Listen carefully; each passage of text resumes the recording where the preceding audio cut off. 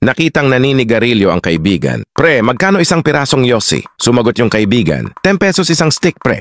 Nakakailang stick ka naman sa isang araw? At ilang taon ka na naggaganyan? Sumagot ulit yung kaibigan. 5 years na akong naninigarilyo at isang kaha sa isang araw, pre.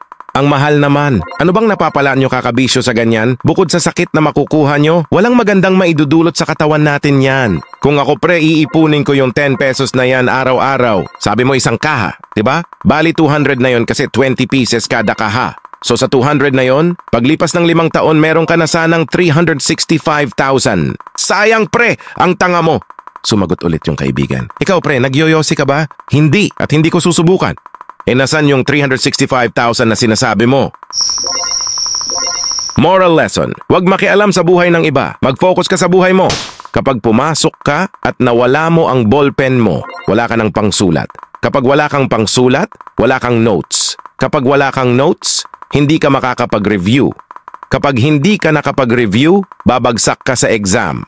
Kapag bumagsak ka sa exam, hindi ka makakagraduate. Kapag hindi ka makagraduate, hindi ka magkakadiploma. Kapag wala kang diploma, di ka makakapag-apply sa trabaho.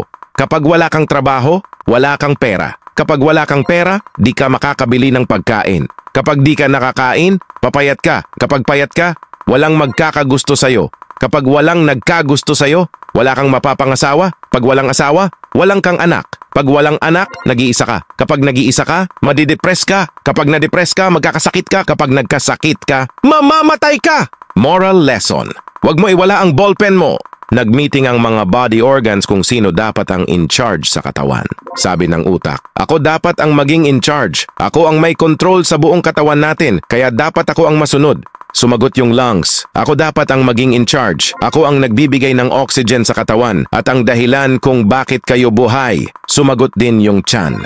Ako dapat ang in charge. Ako ang nagtutunaw ng pagkain at nagbibigay ng lakas para mag-function kayo. Sumagot din ang binti. Ako dapat ang in charge kasi ako ang bumubuhat sa katawan para makapunta sa ibang lugar. Sumagot din yung mata. Ako dapat ang in charge kasi ako ang nagbibigay ng vision sa katawan kung saan dapat pumunta. Bigla naman nakisingit yung puwet. Ako dapat maging in charge kasi ako ang naglalabas ng basura sa katawan.